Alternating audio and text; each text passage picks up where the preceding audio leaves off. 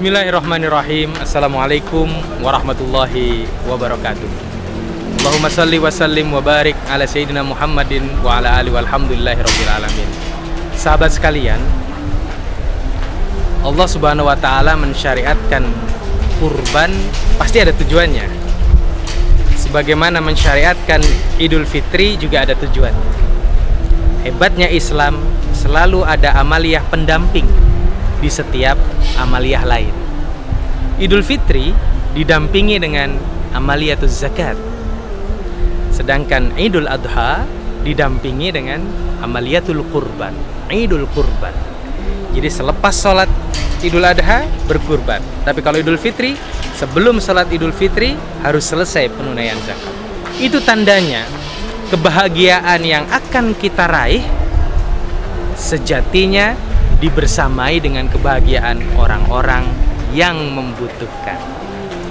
Idul Fitri kebahagiaannya mereka para mustahik karena menerima zakat. Mereka bahagia menerima zakat.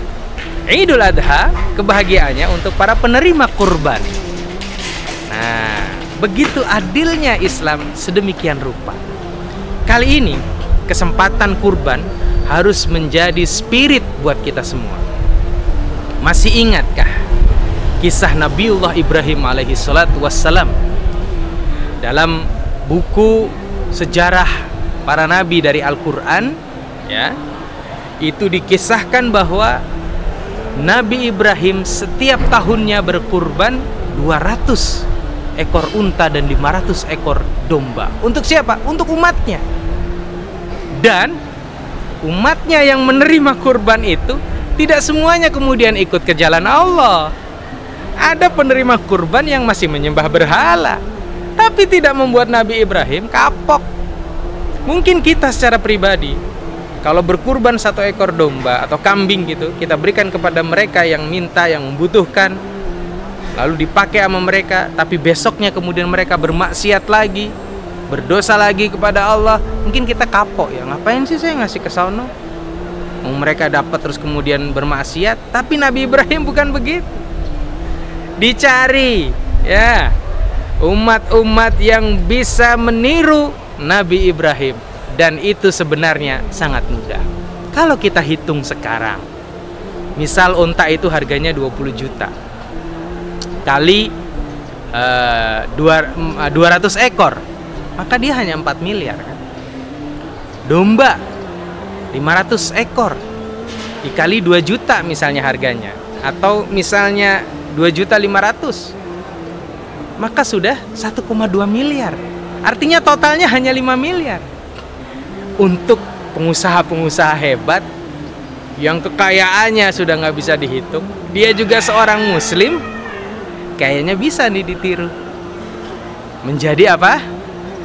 Crazy kurban. Wah, orang yang kurban secara gila-gilaan, maksudnya yang secara maksimal sebagai amaliyah mengikuti amaliyahnya Nabi Ibrahim. Karena itulah nanti yang menjadikan ekonomi balance.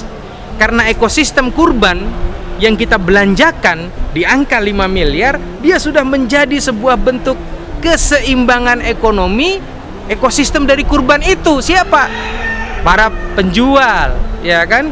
Para penerima kurban, para panitia, juga kemudian harta kita menjadi bersih, sehingga banyak sekali yang bisa mendapatkan manfaat daripada crazy kurban tersebut. Ayo lakukan.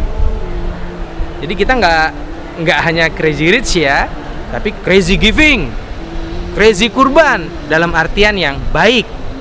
Ya, saya ingat ada seorang pengusaha yang mendermakan dananya hampir puluhan miliar untuk membangun sebuah universitas, karena dia tahu nanti pahala jariah dari penuntut ilmu itu datang kepada dia.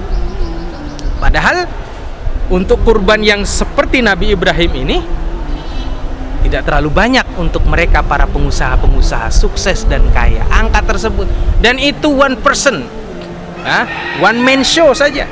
Nabiullah Ibrahim alaihi salatu wassalam. Hebat bukan? Ayo kita lakukan itu. Dengan begitu, walaupun kemudian keadaan pandemi seperti ini, Allah pasti selalu menitipkan hartanya kepada mereka-mereka yang terpilih untuk dibagikan kepada siapa saja. Saya yakin, saya yakin-yakinnya. Juga buat sahabat-sahabat yang boleh jadi pada kesempatan kali ini belum bisa berangkat haji karena pandemi tertahan 2 tahun, dari jumlah setiap tahunnya di angka 200.000, berarti totalnya 400.000 orang tertahan untuk berangkat haji. Jangan sampai putus harapan. Tetaplah berdoa, tetaplah kuat keimanan kita. Kalau iman kita kuat, insya Allah akan menambah imun kita, sehingga hidup kita menjadi aman. Tapi kalau iman kita jadi melemah, ya Allah, 2 tahun ini proses tunggunya. Kalau memang dari 2022 kemudian tetap berangkat, kemungkinan kita diperjalankan prosesnya bisa beberapa tahun. Ya Allah, gimana? Jangan gimana-gimana. Ya Allah, sehatkan kami, kuatkan kami. Kami sudah daftar. Engkaulah yang benar-benar bisa menentukan kami menjadi tamumu atau tidak. Engkau yang maha tahu, ya Allah. Terus berdoa, terus berdoa. Doakan yang terbaik pemerintah agar bisa mengelola dengan baik proses nanti pemberangkatannya setelah ini. Siapa tahu kita benar-benar tahun depan berangkat haji ke tanah suci. Doakan agar kemudian pembangunan di Saudi Arabia, di Mekah dan di Madinah benar-benar selesai sehingga bisa menampung jamaah haji lebih banyak lagi. Kalau mampu menampung jamaah haji lebih banyak, maka pasti akan lebih banyak lagi kuota yang diberikan oleh pemerintah Saudi Arabia. Terus berdoa, berdoa kebaikan untuk banyak negara, berdoa kebaikan untuk banyak umat. Nanti akan kembali kepada diri kita sendiri. Semoga kita semua menjadi orang-orang yang mendapatkan spirit kurban, spirit haji, dan spirit of giving, sehingga menjadi solusi untuk bangsa kita. Terima kasih, mohon maaf atas segala kekurangan. Saya Hendy Irawan Saleh dari Pesantren Tahfidz Darul Quran. Assalamualaikum warahmatullahi wabarakatuh.